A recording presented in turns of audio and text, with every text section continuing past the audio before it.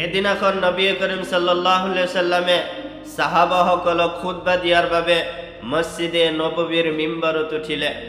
যেতিয়া নবী কৰিম সাল্লাল্লাহু আলাইহি সাল্লামে মিম্বাৰৰ প্ৰথম সিঁড়িত উঠিলে তেতিয়া কলে আমিন, আৰু যেতিয়া নেকি দ্বিতীয় সিঁড়িত উঠিলে তেতিয়াও কলে আমিন, আৰু তৃতীয় সিঁড়িত যেতিয়া উঠিলে তেতিয়াও কলে আমিন।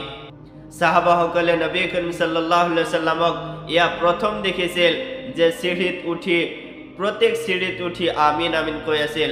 তেওঁলোকৰ বাবে এই কৰ্মটো এই আমলটো নতুন আছিল।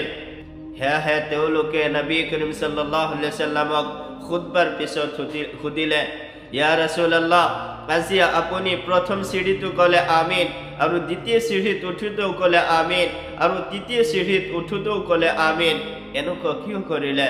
আমি নেজানো, আমাক কৈ দিয়ক। তেতিয়া নবী কৰিম সাল্লাল্লাহু আলাইহি সাল্লামে কলে, আজি যেতিয়া মই খুতবা দিয়াৰ বাবে মিম্বাৰত উঠি আছিলো তেতিয়া হযৰত জিবৰিল আলাইহিস সালাম আহিছিল, আৰু হযৰত জিবৰিল আলাইহিস সালামে কলে, ধ্বংস হওক সেই সকল মানুহৰ বাবে যিসকলে জীৱনত পবিত্ৰ ৰমজান মাহ পালে আৰু ৰমজান মাহ পোৱাৰ পিছতো ৰমজান মাহত ইবাদত বন্দী কৰি নিজৰ জিন্দগীৰ গুনাহ খাতা ক্ষমা কৰাব নোৱাৰিলে। মই তেতিয়া কলো আমিন, আৰু যেতিয়া দ্বিতীয় সিঁড়িত উঠিল তেতিয়া জিবৰিল আলাইহিস সালামে কলে, ধ্বংস হওক সেই সকল মানুহৰ বাবে যিসকলে আপোনাৰ নাম শুনাৰ পিছতো আপোনাৰ প্ৰতি দৰুদ নপঠায়। মই তেতিয়া কলো আমিন। আৰু মই যেতিয়া তৃতীয় সিঁড়িত উঠিল তেতিয়া হযৰত জিবৰিল আলাইহিস সালামে কলে, ধ্বংস হওক সেই সকল মানুহৰ বাবে যিসকল মানুহে নিজৰ জীৱন থকা অৱস্থাত দুনিয়াত জীয়াই থকা অৱস্থাত নিজৰ মা দেউতাক পালে আৰু তেওঁলোকৰ খিদমত কৰি জান্নাত অৰ্জন কৰিব নোৱাৰিলে। আৰু মই তেতিয়া কলো আমিন।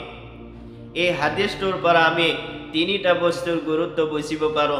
এক নম্বৰ হৈছে পবিত্ৰ ৰমজান মাহ।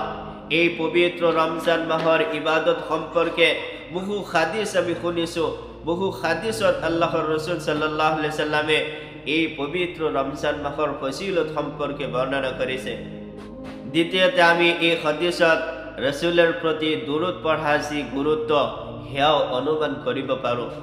যি নবী আমালোকৰ কাৰণে উম্মতৰ কাৰণে গোটেই জিন্দগী উম্মতি উম্মতি বুলি কান্দিলে, যি নবী হাশৰৰ ময়দানত আমালোকৰ বাবে কান্দিব, সেই নবীৰ নাম শুনাৰ পিছতো যদি আমাৰ মুখৰ পৰা এবাৰ দৰুদ বাহিৰ নহয়, দৰুদ যদি ওলাই নাহে, তেন্তে আমালোকৰ দৰে দুৰ্ভগীয়া মানুহ কোন হ'ব পাৰে? তৃতীয়তে আমি এই হাদিসৰ পৰা এইটো জানিব পাৰিলো যে মা দেউতাৰ সন্মান কৰাটো, মা দেউতাৰ খিদমত কৰাটো কিমান গুৰুত্বপূৰ্ণ। আল্লাহ তাআলা আমালোকৰ সকলোকে এই হাদিসৰ ওপৰত সঠিক হিচাপে আমল কৰাৰ তৌফিক দান কৰক। আমিন।